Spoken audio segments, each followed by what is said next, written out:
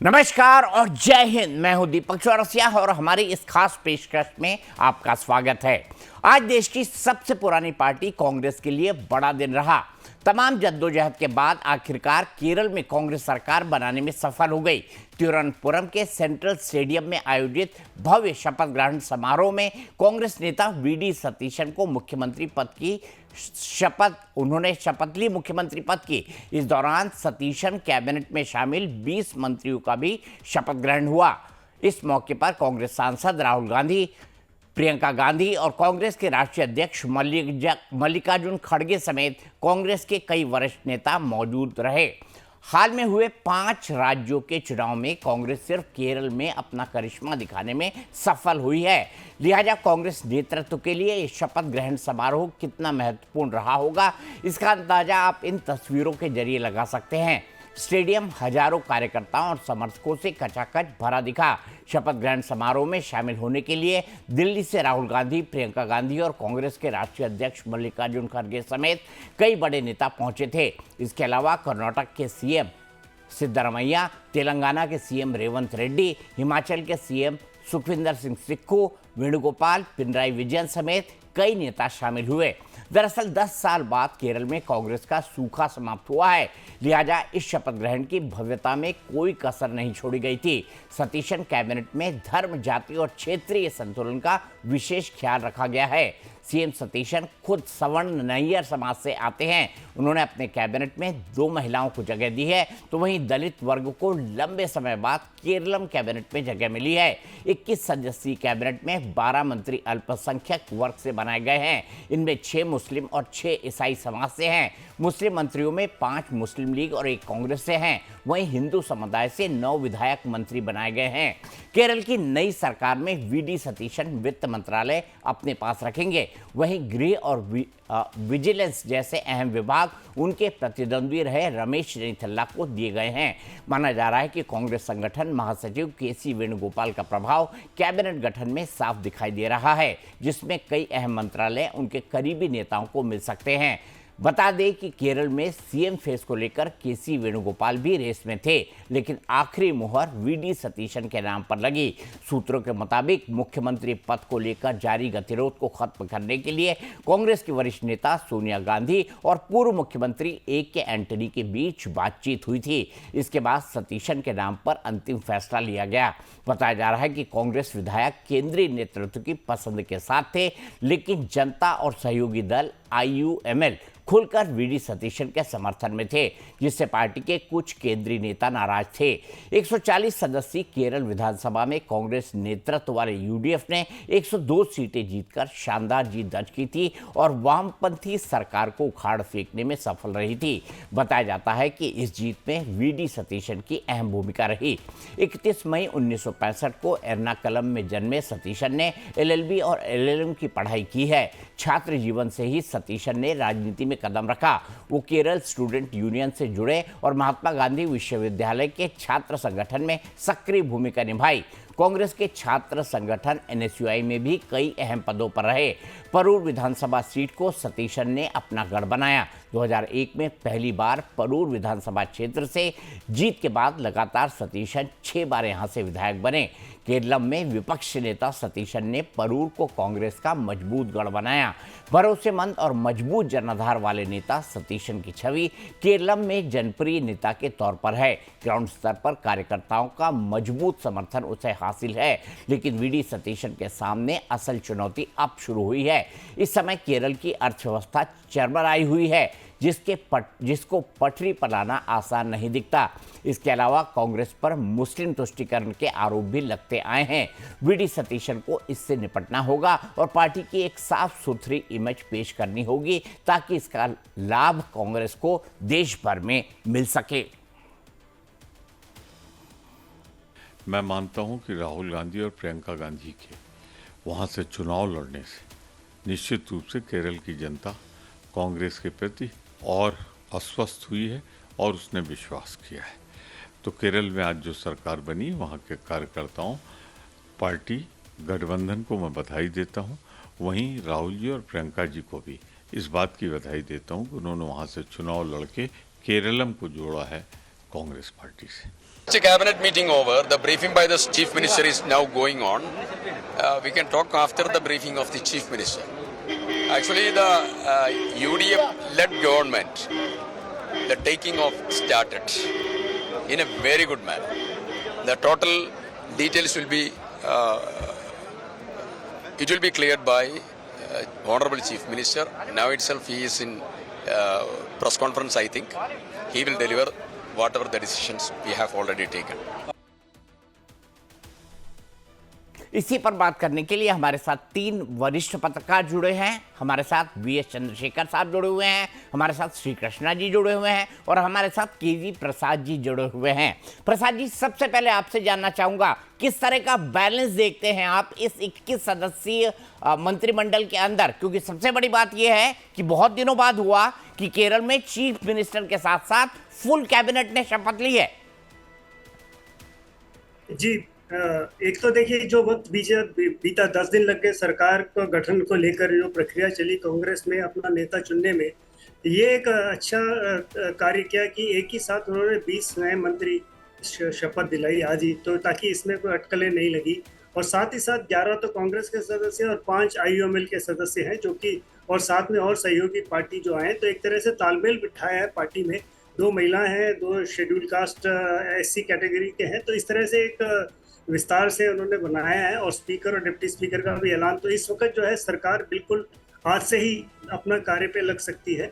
और जैसे कि अनुमान लगाया जा रहा है कि पहले प्रेस कॉन्फ्रेंस में कुछ वादे जो किए गए थे सरकार बनने के बाद, जो पहली कैबिनेट में महिला के संदर्भ में खासकर बसों में मुफ्त यात्रा और तमाम सारे जो वादे किए थे, शायद उसी पे ही बैठक होनी है। और मेरे ख्याल से एक बहुत अच्छी शुरुआत है जो दिख रहा है इस वक्त। ठीक है, आपको एक अच्छी शुरुआत नजर आती है। चंद्रशेखर साहब, आपके हिसाब से मंत्रिमंडल कितना बैलेंस है?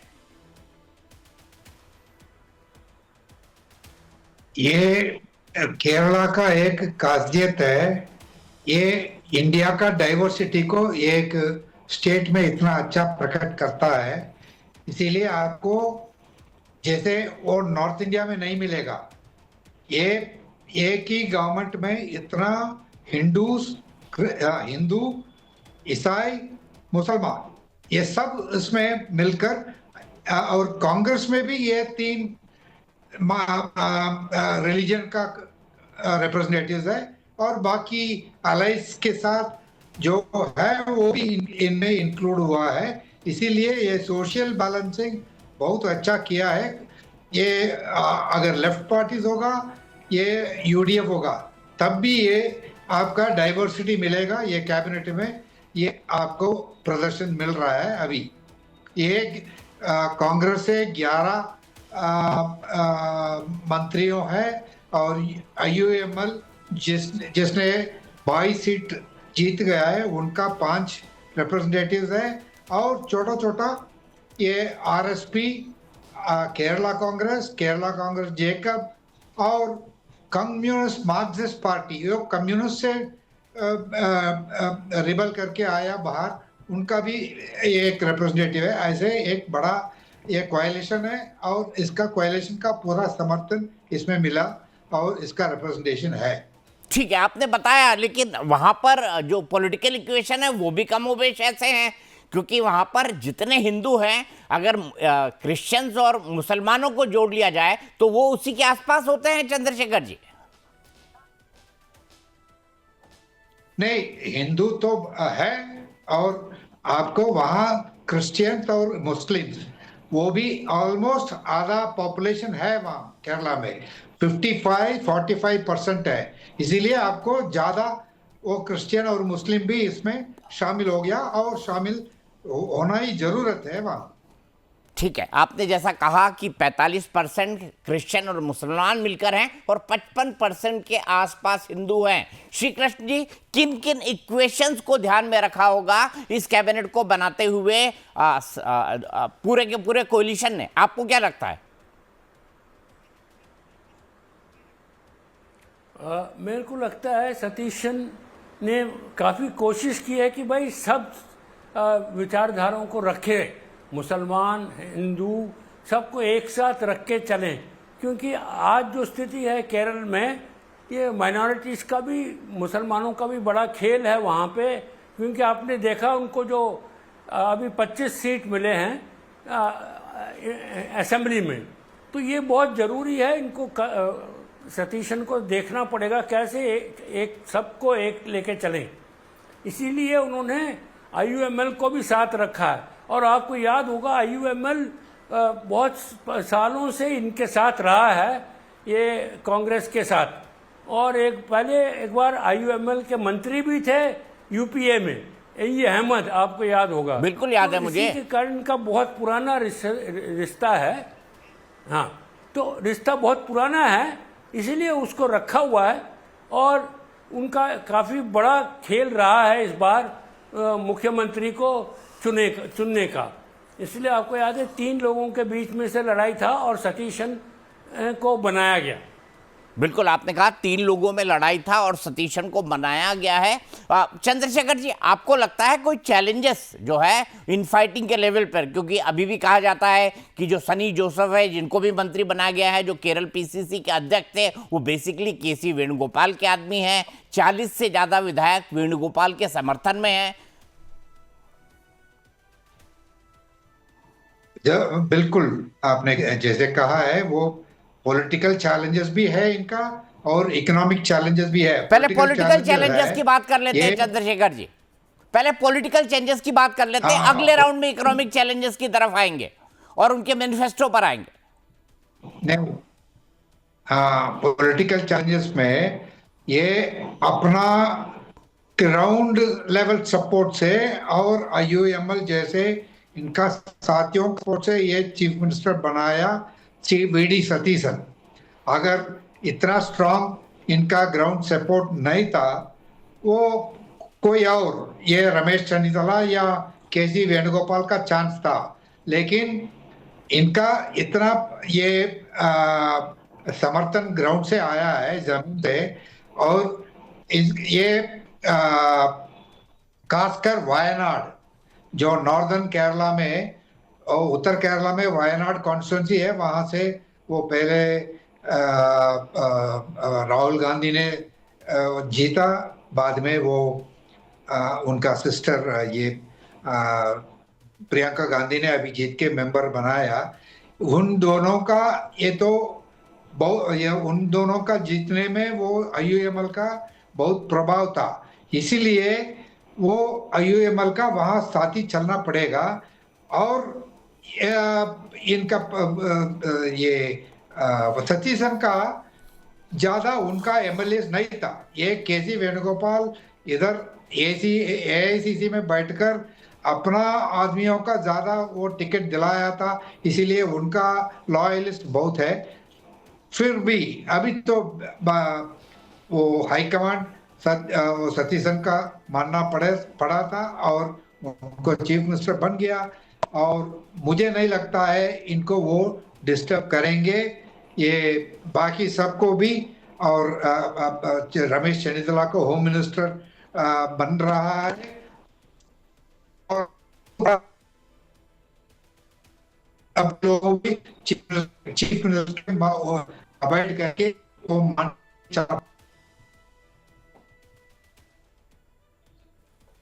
ठीक है, लगता है कुछ तकनीकी दिक्कत हो रही है चंद्रशेखर जी के साथ। सीधे चलते हैं प्रसाद साहब के पास। प्रसाद साहब, आपको लगता है कि जिस तरह से इन फाइटिंग की खबरें कांग्रेस के तमाम राज्यों में देखने को मिलती है, चाहे वो सरकार में हो या ना हो, और वो केरल में भी देखने को मिली, 3 गुट तो थे, एक गुट रमेश चन्नीथला का था, एक VD सतीशन का और KC वेणुगोपाल का, क्या ये खींचतान आपको सरकार में भी देखने को मिलेगी या ये कोalition सरकार है तो थोड़ी कूल रहेगी? जी दीपक जी, केरल में गुटबाजी तो मालूम है, सबको मालूम था, लेकिन जैसे मैंने 2 दिन पहले ही एक बात आपके शायद चैनल पे जब हम लोग आए थे तो ये बात भी रखी थी कि सवाल यह है कि जब ये मध्य प्रदेश में जिस तरह से दिग्विजय सिंह, माफ कीजिएगा, जब माधवराव सिंधिया, ज्योतिरादित्य सिंधिया और उस वक्त कमलनाथ के बीच में सुलह करा के बनाई, या राजस्थान में सचिन पायलट और गहलोत के बीच में, इस तरह के कोई यहाँ पे कोई संकेत नहीं थे। एक तो जिस तरह जो अभी चंद्रशेखर जी जो बात कर रहे थे उसमें बहुत महत्वपूर्ण ये है कि वायनाड के सांसद प्रियंका गांधी का भी काफी अच्छा इसमें हस्तक्षेप रहा है। और क्योंकि ये वायनाड के प्रांत में सतीशन जी का पकड़ है, सतीशन जी, आप अगर ये जो स्वेरिंग इन सेरेमनी जिसका शपथ समारोह हम देख रहे हैं, जब सतीशन जी का नाम लिया गया, जिस तरह के स्वर जनता के बीच में से आए, ये चीज ये स्पष्ट हुआ था जो चंद्रशेखर जी कह रहे थे कि जमीनी स्तर पर उनकी कितनी पकड़ है, किस तरह से वो जनता उनके साथ जुड़ी। एक तो ये, दूसरा ये है कांग्रेस ने कोई अभी इस तरह का कोई नहीं दिया है, जैसे अभी हाल फिलहाल में कर्नाटक में हमने देखा कि जी 6 में 2.5 साल एक रहेंगे, 2.5 साल एक रहेंगे, इस तरह के स्वर सुनाई दिए। अभी आप यहाँ ये ऐसी कोई बात निकल के नहीं आई पिछले 10 दिनों में जिसमें ये संकेत मिले कि या तो रमेश चन्नीतला को मौका देंगे जी 2.5 साल बाद, या वेणुगोपाल जी को। मेरे ख्याल से वेणुगोपाल जी ने भी स्पष्ट किया है कि वो केंद्र में रहेंगे, पार्टी का काम देखेंगे और पार्टी का जो स्वीकारी है। ठीक है, उनके सांसद, उनके पास विधायक ज्यादा थे, लेकिन जमीनी हकीकत तो ये थी कि सतीशन बाजी मार गए। प्रतिस्पर्धा रहती है, लेकिन मुझे अभी लगता नहीं है, कुछ 1 साल 1.5 साल तो सरकार में अभी समस्या ऐसी कोई दिखेगी नहीं, जैसे मेरा मानना है दीपक जी। ठीक है, 1-1.5 साल आपको कोई समस्या नजर नहीं आती है, लेकिन किस तरह का चैलेंज श्री कृष्णा जी लेफ्ट से देखने को मिलेगा? क्योंकि इकलौता राज्य है जहां पर देश में लीडर ऑफ अपोजिशन जो है लेफ्ट पार्टीज का बनेगा। ऐसे में लेफ्ट कितना बड़ा चैलेंज होगा, किस तरह का अपोजिशन साबित होगा वीडी सतीशन के लिए, और क्या वो हैंडल कर पाएंगे? क्योंकि लेफ्ट का कैडर जो है अभी भी केरला के हर हिस्से में मौजूद है। नहीं, आप अब देखिए, जैसे जहाँ तक केरला का विषय है, वहाँ 10 साल से सतीशन विरोधी जगह पर थे, विरोधी के नेता थे, तो उनको काफ़ी ये अनुभव हो चुका होगा कि भाई अब सरकार में आए तो कैसा चलाना है। और जो जहाँ तक ऑपोजिशन का है, अभी तो उनको टाइम लगेगा वामपंथियों को फिर से ऊपर उभरने के लिए, क्योंकि उनका तो इस टाइम बहुत बुरा हाल हो गया था चुनाव में। तो उस टाइम उसको सतीशन को अभी मौका मिला है अपने आप को ऊपर करने के लिए। अब फिलहाल उनको सबसे ज़रूरी इकोनॉमिक इश्यूज पे देखना पड़ेगा, और ख़ास तौर पे अभी जो इराक का जो लड़ाई चल रहा है, उस वहाँ से बहुत लोग आ चुके हैं, उनको वो कहाँ तक उनको मनाएंगे, कैसे उनका देखभाल करेंगे, ये सब बहुत बड़ी प्रॉब्लम है जो सतीशन के आगे है। ठीक है, आपने कहा कि बाहर से बहुत सारे लोग आ गए हैं, बेरोजगारी सब जगह की समस्या है, महंगाई सब जगह की समस्या है। केरल की एक बड़ी इनकम उसके रेमिटेंस से होती है, यानी जो गल्फ के अंदर या बाकी देशों के अंदर जो मलयाली लोग रहते हैं, वो लोग बड़ी संख्या में अपने परिवार को पैसा भेजते हैं, और वो डॉलर्स में आता है। और डॉलर्स में आने वाला ये पैसा न केवल कम हुआ होगा, बल्कि इन्फ्लेशन की मार भी जो है आते ही केरल को युद्ध के चलते झेलनी पड़ेगी। चंद्रशेखर जी, आपको क्या लगता है किस तरह के इकोनॉमिक चैलेंजेस रहेंगे, और कितना एग्री करते हैं आप श्री कृष्णा जी की बात से जो ये कह रहे हैं कि गल्फ से बड़ी संख्या में लोग आए हैं और उनको रोजगार देना वीडी सतीशन के सामने एक बड़ी चुनौती होगी, और वैसे भी केरल में या देश के अन्य राज्यों में बेरोजगारियों की कमी नहीं है? पहले एक पॉइंट है, आप वो श्री कृष्णा जी से पूछ रहे थे ये कितना सक्षम होगा वो वामपंथियों का पॉलिटिकल मुकाबला करने में। आप, हाँ, पॉलिटिकल मुकाबला, वो आप ये समझ चाहिए, वो सिंगल हैंडेडली वो वीडी सतीशन वो मार्क्सिस्ट को ये खिलाफ लड़ाई लड़कर ये कांग्रेस को इस मुकाम में अभी पहुंचा है। ये वेल एजुकेटेड है, उनका सोशल कनेक्शन है और लोगों से भी तालमेल है, इसीलिए उनको अपोजिशन लीडर ये वामपंथियों का और फंडामेंटलिज्म का भी खिलाफ किया था। वो चर्च, ये हिंदू होने से भी वो चर्च जब वो पॉलिटिक्स में इंटरवीन कर रहा था, वो चर्च को भी खिलाफ किया। ये इसीलिए इसका एक अक्रॉस द रिलीजियस डिवाइड इनका सपोर्ट है, इसीलिए इनका वामपंथियों का खिलाफ लड़ने में कोई प्रॉब्लम नहीं होगा, क्योंकि ये 5 साल ये पहले देख चुका था। दूसरा, इकोनॉमिक चैलेंजेस के बारे में डेफिनेटली इनका प्रॉब्लम है। मैं जैसे पहले भी एक प्रोग्राम में आपका प्रोग्राम में कहा था, वो गल्फ सिचुएशन और वेस्ट एशिया में वो चल रहा है, ये पूरा दुनिया अभी वो सफ़र कर रहा है उसमें से। और केरल खास करके वो रेमिटेंस इकोनॉमी डिपेंड कर रहा है, इसीलिए लोग उधर आया होगा। बट वो लोग का भी आप दूसरा एक बात ये है, वो नॉर्थ इंडिया से भी बहुत माइग्रेंट लेबर वहाँ केरल में है। केरला में उनका गेस्ट वर्कर माना जाता है और स्किल्ड वर्कर्स है। सो वो ये गल्फ से कोई आया होगा, वो भी 1 साल 2 साल वो सिचुएशन ठीक करने तक ये इधर काम करेगा। बाकी वो दोबारा वो वापस चले जाएगा, वो कोई बड़ा समस्या नहीं है। लेकिन केरला एक कंजम्पशन इकोनॉमी है, ये प्रोडक्टिव इकोनॉमी नहीं है। उनका कोई बड़ा मैन्युफैक्चरिंग नहीं है, कोई इंडस्ट्री बड़ा नहीं है। ये वामपंथियों का वो बहुत साल उनका प्रभाव था, इसीलिए वो इंडस्ट्रीज का क्लाइमेट इतना ज़्यादा बड़ा नहीं था। बट लेकिन लास्ट 5 इयर्स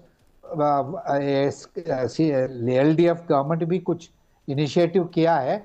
बट मेरा मानना है वो कांग्रेस पार्टी 10 साल के बाद आ रहा है, वो नया इकोनॉमिक पॉलिसी, इंडस्ट्रियल पॉलिसी थोड़ा खोल कर ये इन्वेस्टमेंट के अट्रैक्ट करने के लिए स्टेप्स लेगा। That is what my belief is.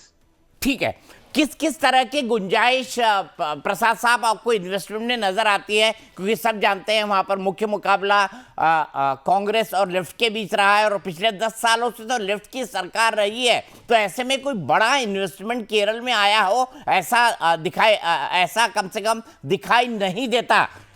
क्या आपको लगता है कि किन किन सेक्टर में इन्वेस्टमेंट जो है वो वीडी सतीशन खींच सकते हैं, और किस तरह की नई पॉलिटिकल सिचुएशन और इकोनॉमिक सिचुएशन वो स्टेट के अंदर बना सकते हैं?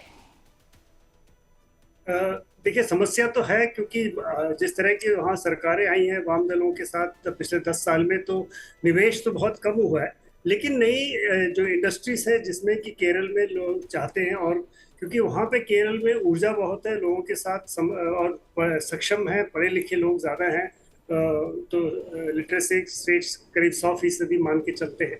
तो ऐसे में नई किस्म की जो इस वक्त जो पूरे विश्व में एक प्रतिस्पर्धा चल रही है, जो होड़ लगी है एआई के समस्या। और आप देखिए दक्षिण राज्यों में देखें तो आपस में एक अलग सी प्रतिस्पर्धा चलती है। तमिलनाडु में अच्छे खासे इंडस्ट्रीज हैं, आंध्र में हैं, आंध्रा में चंद्रबाबू नायडू भरपूर कोशिश कर रहे हैं। तो ऐसे में एक वहाँ पे पूरी समस्या दूसरी भी है कि वो उस प्रांत में आप किस तरह से निवेश आकर्षित करें, सिर्फ विदेशों से भी और देश से भी, क्योंकि आज तक वहाँ ज्यादा इंडस्ट्रीज पनप नहीं पाई है। हालांकि रबर इंडस्ट्री वहाँ पे काफी सक्षम है, क्योंकि वहाँ रबर प्लांटेशंस हैं, और बहुत पुराना हमारा एक टायर मैन्युफैक्चरिंग कंपनी वहीं पे चलती है। उसके अलावा चाय के भी और कई सारे और वहाँ के स्पाइसेस जो पुराने हैं, जो हमारे मसाले हैं, वो काफ़ी मशहूर हैं। लेकिन जो नई इंडस्ट्रीज जो है उसके तरफ ज़्यादा ध्यान होगा, और इंफ्रास्ट्रक्चर का जो असली समस्या है कि वो कैसे रहे, क्योंकि एक बहुत बड़ा आपके पास समुद्र का रास्ता है।